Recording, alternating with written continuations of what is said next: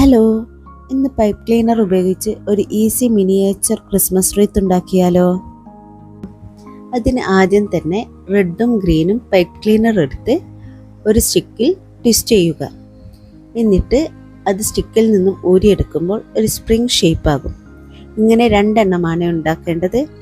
ശേഷം അതിൻ്റെ ഉള്ളിലൂടെ ഒരു പൈപ്പ് ക്ലീനർ എടുത്ത് രണ്ടറ്റത്തും കൂട്ടിക്കെട്ടുക. ഇപ്പോൾ റീത്തിൻ്റെ റൗണ്ട് റെഡിയായി.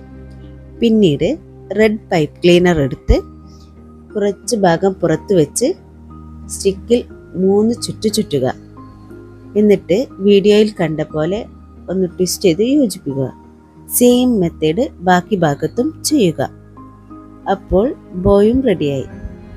ലാസ്റ്റ് കുറച്ച് പേൾസ് എടുത്തിട്ട് അതിലേക്ക് സ്റ്റിക്ക് ചെയ്ത് എടുക്കുക. അപ്പോൾ നമ്മുടെ മിനിയേച്ചർ റീത്ത് റെഡിയായി. വീഡിയോ ഇഷ്ടപ്പെട്ടെങ്കിൽ ലൈക്കും ഷെയറും സബ്സ്ക്രൈബും ചെയ്യണേ. അപ്പോൾ ഓക്കെ, ബൈ.